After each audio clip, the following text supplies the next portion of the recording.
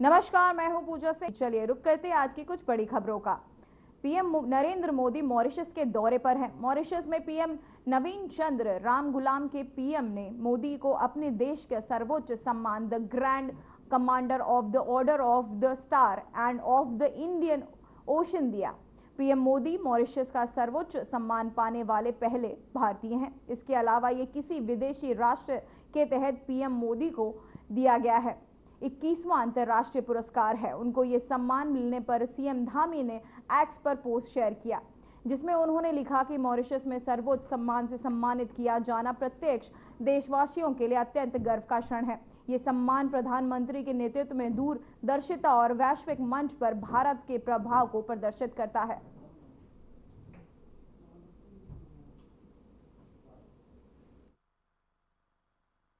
That I was the President of the Republic to award to you, Sri Modi, the highest award that we have, Grand Commander of the Order of the Star.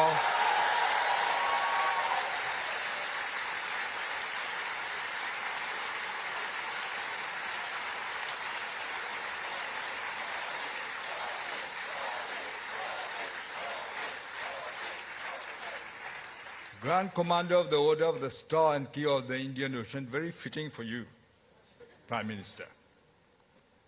Since we became a republic, only 5 have got that title. 5 foreign dignitaries, I mean. And among them, there is the person we call the Gandhi of Africa. तो वहीं नगर निगम देहरादून में होली की धूम देखने को मिली। देहरादून में होली मिलन कार्यक्रम आयोजित हुआ, जिसके सीएम धामी ने शिरकत की। पुष्पों की बौछार से सीएम धामी का स्वागत किया गया। बता दें कि वाद्य यंत्रों के साथ सीएम का भव्य स्वागत हुआ। सीएम के साथ कैबिनेट मंत्री, नगर आयुक्त, मेयर समेत अन्य अधिकारी शामिल हुए। तो वहीं इस दौरान सीएम की सुरक्षा के पुख्ता इंतजाम देखे गए। बता दें कि सीएम के साथ साथ पुलिस बल और सुरक्षा कर्मी नजर आए, जो उनकी सुरक्षा पर नजर बनाए रखे हुए थे।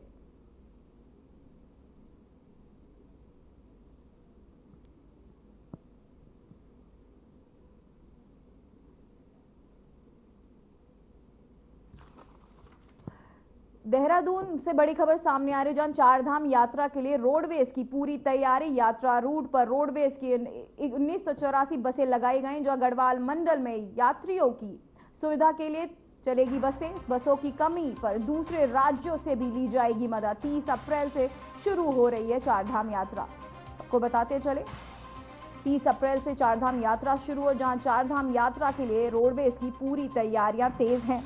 तो वहीं 194 आपको बसें लगाई जाएंगी। 30 अप्रैल से शुरू होगी चारधाम यात्रा। चारधाम यात्रा के लिए रोडवेज की पूरी तैयारी। यात्रा रूट पर रोडवेज की 194 बसें लगाई जाएंगी। गढ़वाल मंडल, आपको बताते चले, बसों की कमी को दूर करने के लिए 30 अप्रैल से शुरू होगी चारधाम यात्रा। चारधाम के लिए रोडवेज की पूरी तैयारी। चारधाम के लिए रोडवेज पूरी तरह सख्त, साथ ही 194 बसें चलाएगी सरकार। चारधाम के लिए रोडवेज की तैयारियां तेज। लोगों को असुविधा ना हो करके सरकार द्वारा बढ़ाई गई बसों की संख्या। अब 194 बसें चलाई जाएंगी रोडवेज पर। चारधाम के लिए रोडवेज की ये पूरी तैयारी। श्रद्धालुओं की आस्था को देखते हुए सरकार द्वारा बढ़ाई गई बसें। तो वहीं देहरादून से एक और बड़ी खबर सामने आ रही है, जहां सीएम की सुरक्षा पर एक्शन। सचिवालय ने सुरक्षा चूक के बाद की कार्रवाई। 5 पुलिस अधिकारियों व कर्मचारियों पर गिरी गाज। एक उप निरीक्षक, 4 आरक्षियों को बताया जाए कि किया गया है रिलीव। वहीं सभी उनकी मूल यूनिट में भेजा गया। आपको बताते हैं, जो सभी को उनकी मूल यूनिट में भेजा गया। सीएम की सुरक्षा में चूक के बाद यह एक्शन। सचिवालय में सुरक्षा चूक के बाद ये बड़ी कार्रवाई हुई, जहां 5 पुलिस अधिकारियों व कर्मचारियों पर ये गाज गिरी। एक उप निरीक्षक व 4 आपको बताते चले उन पर गाज गिरी है। सीएम सुरक्षा पर चूक पर ये एक्शन। सचिवालय में सुरक्षा चूक के बाद तेज होती कार्रवाई, जहां 5 पुलिस अधिकारी व कर्मचारियों पर ये गाज गिरी। सीएम की सुरक्षा को लेकर अब ये चूक पर ये एक्शन लिया गया, जहां 4 पुलिसकर्मियों पर ये गाज गिरी है। सीएम सुरक्षा में चूक पर ये एक्शन।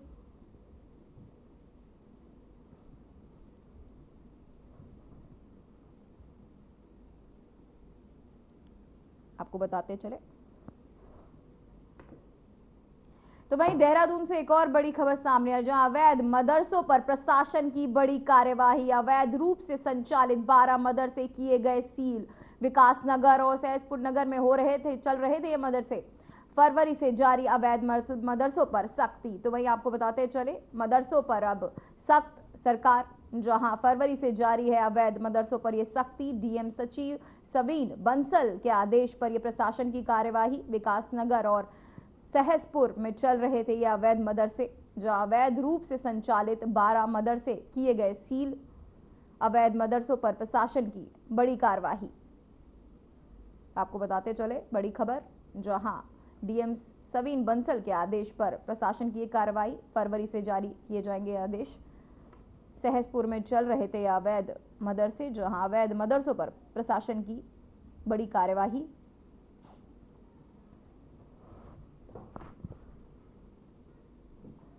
सहसपुर में चल रहे थे अवैध मदरसे, जहां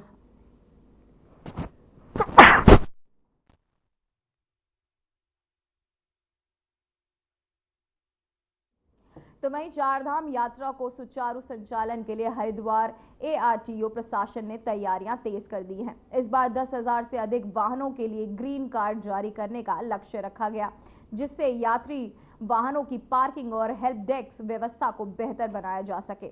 अधिकारियों का कहना है कि ग्रीन कार्ड जारी करने के किसी भी प्रकार की परेशानी ना हो, इसके लिए पूर्व योजना का काम किया जा रहा है। बीते साल की तुलना में इस बार चारधाम यात्रा के दौरान अधिक वाहनों के पंजीकरण संभावित है। तो वहीं इसे एआरटीओ प्रशासन अतिरिक्त दबाव बढ़ाएगा। तो वहीं आपको बताते चले, इस पे प्रशासन का अतिरिक्त दबाव रहेगा। चारधाम यात्रा की तैयारियां अब तेज हो चुकी है। तो वहीं उत्तराखंड विधानसभा सत्र शुरू हुआ, तो वहीं विवाद थमने का नाम नहीं ले रहा है। बीती रात बेरोजगार संघ के कार्यकर्ताओं ने बीजेपी के प्रदेश अध्यक्ष महेंद्र भट्ट का पुतला बनाकर उसे बम से उड़ाया और धमकी दी कि न केवल एक सांकेतिक विरोध है। इस घटना के बाद प्रदेश में एक बार फिर विवाद बढ़ गया है। वहीं कांग्रेस के प्रदेश अध्यक्ष करण माहरा ने भी इस विरोध की निंदा करते हुए कहा कि उत्तराखंड में हिंसा का कोई स्थान नहीं है।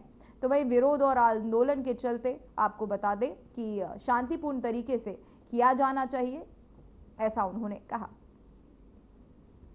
महेंद्र भट्ट के बयान से पहले ही काफी खलबली मची हुई है। उनने जो बयान दिया सड़क छाप का, मैंने पहले ही बयान दिया था कि वो बुद्धिजीवी हैं, आंदोलनकारी हैं और समाज के सचेतक लोग हैं। उनके लिए इस तरीके की शब्दावली सहज नहीं होगी। और लेकिन आज जिस तरीके का एक वीडियो आया है जिसमें महेंद्र भट्ट के एक पुतले को बम से उड़ाते हुए दिखाया गया और उसमें कुछ टिप्पणियां भी आई कि आगे सच में भी इस तरीके की चीजें देखने को मिलेंगी, निश्चित ही ये चिंता में डालने वाला है।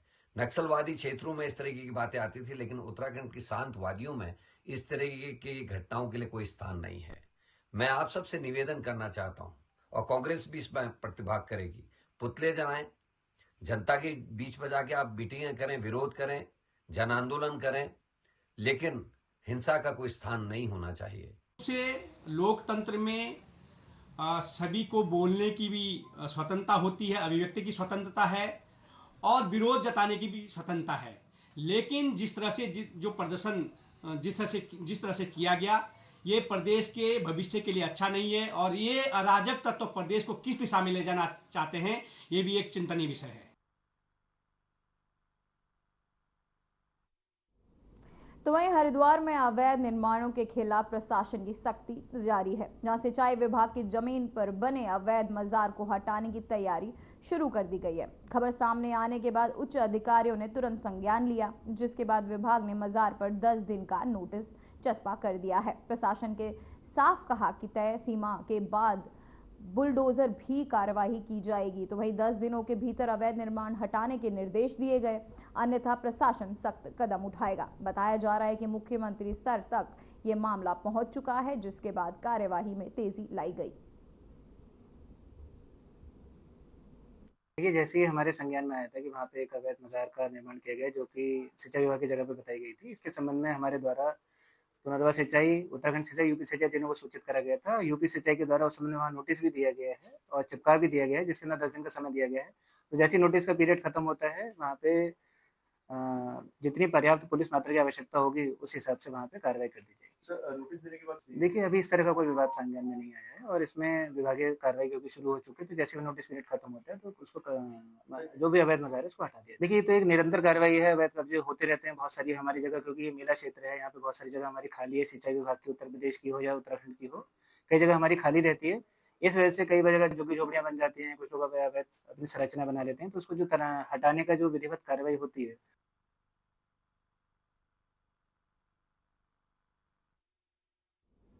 तो वहीं लश्कर में होली त्योहारों के मद्देनजर खाद्य सुरक्षा विभाग की टीम ने मिलावटखोरी के खिलाफ कड़ी कार्रवाई की।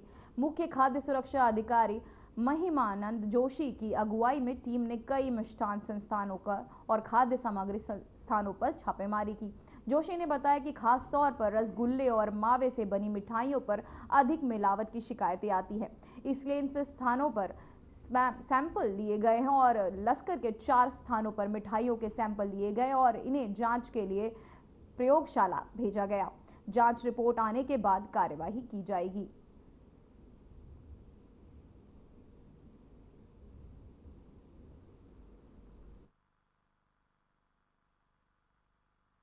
हमारे खाद्य सुरक्षा आयुक्त महोदय द्वारा स्पष्ट निर्देश दिए गए हैं, जो भी बाहर से फूड वाहन जो आ रहे हैं, जैसे पनीर है, मावा है, मिठाइयाँ हैं, उस पर हमारा मेन फोकस है बॉर्डर चेकिंग का। वो अभियान हमारा 27 तारीख से लगातार जारी है। हमने कई जगह पकड़ा भी है इस टाइप का, जिसमें हमें मिलावट की आशंका थी, तो हमें सैंपल भी उन चीज़ों के लिए हैं। तो अब हमारा मार्केट में भी जो मिठाइयाँ बन रही है, गुजिया बन रही है, कोई अन्य खाद्य सामग्री में तेल है, घी है, मिठाइयाँ हैं, पनीर है, सबके हम आज सैंपल करने की कोशिश कर रहे हैं। आज हम लक्सर में आए हैं, पूरी टीम के साथ में आया हूँ और हम आज लक्सर में जो भी मिठाई और निर्माण इकाई है उसको निरीक्षण करेंगे और निरीक्षण के बाद जहाँ संदिग्ध लगेगा, किसी भी चीज़ में मिलावट की आशंका जहाँ दिखेगी, तो हम सैंपल भी जांच के लिए भेजेंगे। इस बार जुम्मा और होली एक ही दिन मनाए जाएंगे, जिसे लेकर पुलिस प्रशासन ने लोगों से अपील की कि दोनों धर्म के लोग एक दूसरे के त्योहारों का सम्मान करते हुए आपसी सौहार्द के साथ जुम्मा और होली मनाएं। तो वहीं विकासनगर में एसपी देहात रेणु लोहिनी ने क्षेत्र में लोगों के साथ बैठक की और मुस्लिम समुदाय से अपील की कि वे होली के दिन भीड़ भाड़ वाली जगहों पर जाने से बचें और नजदीकी मस्जिदों से ही जुम्मे की नमाज अदा करें। एसपी देहात ने सभी से त्योहारों को सौहार्दपूर्ण तरीके से मनाने की अपील की है।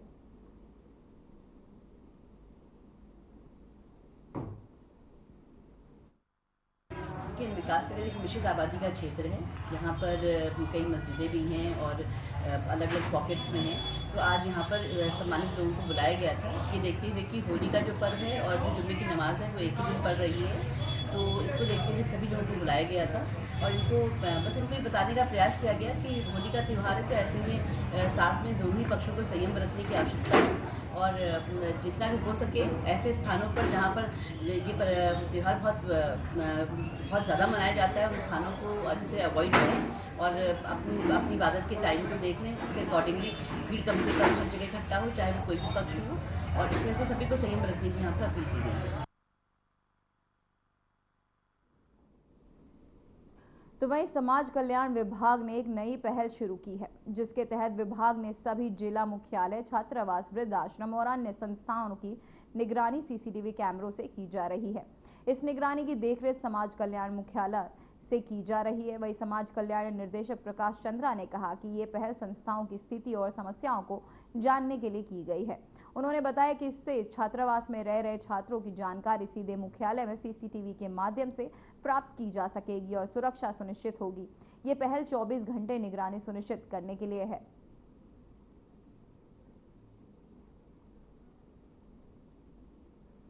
मैं आपको अपडेट कर दूं, ये मात्र छात्रावास नहीं, सचिव साहब का हमारा एकदम क्लियर कट मैंडेट है और ऐसा होना भी चाहिए कि हम अपने समाज कल्याण विभाग के सभी जो संगठन हैं, जैसे जिला स्तर में जो हमारे समाज कल्याण के ऑफिसेज हैं, हमारे छात्रावास हैं, वृद्धावस्था आश्रम हैं हमारे, और दिव्यांग कर्मशालाएँ हैं, और जो भी और हमारी संस्थाएँ हैं, इन सभी में ट्रांसपेरेंट एडमिनिस्ट्रेशन चाहते हैं। और वहाँ पर छात्र हैं, जैसे हमारे ओल्ड एज हैं, इनको किस तरह से वहाँ रखा जा रहा है, इसका हमने एक निगरानी तंत्र इसमें विकसित किया है। और हमारा जो डायरेक्टरेट है और IT सेल है, उसमें इसकी एक्सेस आ गई है। अब अभी हमने एक युद्ध स्तर पर काम करते हुए वेरिफिकेशन किया था, और करीब 4 दिन में ही सचिव साहब के निर्देशन में करीब 50,000 छात्रों का वेरिफिकेशन किया था। और हमने देखा कि हमारी जो टीमें हैं रात के 10 बजे तक 11 बजे तक जो है अपने ऑफिस में रखकर काम कर रही थी। तो जो अब हम लोग फील्ड स्तर से काम कराना चाह रहे हैं, उनकी एक मॉनिटरिंग के लिए कहें, उनको प्रोत्साहित करने के लिए और उनकी दशा और दिशा को जानने के लिए इस पहल को किया गया है, और इससे हमको एडमिनिस्ट्रेटिव काम करने में आसानी हो रही है। तो वहीं कर्णप्रयाग, ग्वालदम, अल्मोड़ा, पिथौरागढ़ राष्ट्रीय राजमार्ग पर मिंग गधेरा के पास कुछ महीनों पहले ही मोटर पुल पर BRO को टल्ले लगाने पर पड़ गए थे। वहीं आपको बता दें कि पुल के कमजोर होने के चलते टल्ले लगाए गए, लेकिन इस पुल के निर्माण कार्य को लेकर BRO के तकनीकी लोगों पर सवाल उठ रहे हैं।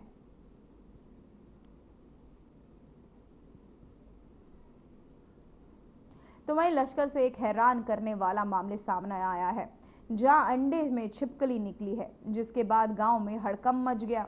बता दें कि अर्शदीप नामक युवक ने रेल ओवरब्रिज के नीचे से अंडे खरीदे थे, जिन्हें उबालने पर यह घटना सामने आई। शिकायत मिलने पर जिला खाद्य सुरक्षा अधिकारी महिमानंद जोशी की टीम ने मौके पर पहुंचकर जांच शुरू की। दुकान में अंडे बाहर से खरीदने की बात कही, जिसके बाद विभागीय टीम ने सैंपल लेकर जांच के लिए भेज दिए। इस कार्यवाही के बाद लश्कर ने अंडे बेचने वालों में हड़कंप मच गया है।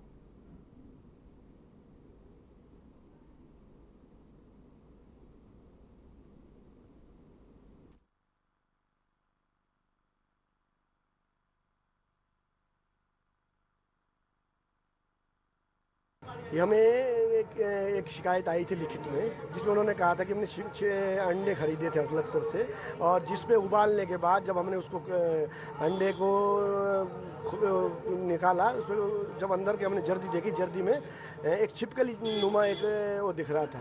तो उन्होंने शिकायत के साथ फ़ोटो भेजे। तो ये इसी परिप्रेक्ष्य में हम लोग यहाँ आए शिकायत में टीम के साथ। हम इसको अब जांच के लिए भेज रहे हैं, क्या स्थिति क्या है स्पष्ट हो जाएगी। मैं और मेरे साथ बच्चा था, जाके उबाले हैं। तो मैं तो घर गया तो घर वाले का उबालो, चलो अंडे खाते हैं। उन्होंने उबाला तो मैं जब घर से आया, खेत से आया तो बाहर मैं कहा भाई कैसे कह रहे हैं, ये को जुबा दिखाते हैं आपको। मैं क्या बात होगी, कहने लगी ये अंडे में देखिए आप क्या चीज़ है, हमें तो छिपकली लग रही है। तो पहले तो मैं इग्नोर किया, मैं कहा नहीं ऐसे अंडे में छिपकली कैसे आ गई। जब मैंने देखा तो वास्तविक मैंने उसकी जाँच करी तो वो वाकई में अंडे में छिपकली थी। तो मेरे तो हाथ पैर वाली बच्चा कोई खा लेता तो छिपकली तो जहर है। आज मामले मैंने फिर खाद्य निरीक्षक आपूर्ति को हरिद्वार में इतला करी हुई, आज आए टीम, उन्होंने मेरे को बुलाया है जो अपना इसे जांच की जाए। तो वहीं उत्तराखंड की राजधानी देहरादून में दिन दहाड़े एक बड़ी लूट की घटना सामने आई है। रायपुर क्षेत्र में वाणी विहार स्थित पाल जनसेवा केंद्र पर 3 बदमाशों ने तमंचे की नोक पर 3.5 लाख रुपए और एक मोबाइल फोन लूट लिया। घटना दोपहर करीब 3-4 बजे के बीच हुई, जब जन सेवा केंद्र पर मौजूद अरुण पाल ने बदमाशों से मारपीट भी की। वहीं आपको बताते चले, अरुण पाल के भाई मंजीत पाल के अनुसार बदमाशों ने लूट के बाद फरार हो जाने से पहले उनका पीछा किया, लेकिन बदमाशों ने मंजीत को घायल कर दिया। घायल मंजीत को अस्पताल में भर्ती कराया गया है, जहां उसकी स्थिति स्थिर बताई जा रही है। सेवा केंद्र है वाणी विहार में, वहां से सूचना आई कि 3 अज्ञात लोग आए थे और उन्होंने तमंचे की नोक पर जनसेवा केंद्र से 3.5 लाख रुपए कैश लूट कर भागे हैं। इस घटना की सूचना हमें लगभग 1 घंटे बाद 5 बजे मिली थी और तभी से जो सीसीटीवी फुटेज है और बाकी सारी चीजें देखी जा रही हैं। वरिष्ठ पुलिस अधीक्षक महोदय की निर्देशानुसार इसमें टीमों का गठन भी कर दिया गया है और जो भी इसमें आगे कार्रवाई है उस पर हम काम कर रहे हैं। तो वहीं सीएम धामी देहरादून में आयोजित होली मिलन कार्यक्रम में शामिल हुए। इस दौरान उन्होंने सांस्कृतिक कार्यक्रम का आनंद लिया और कार्यक्रम को भी संबोधित किया। आइए जानते हैं कि सीएम धामी ने अपने संबोधन में क्या कहा।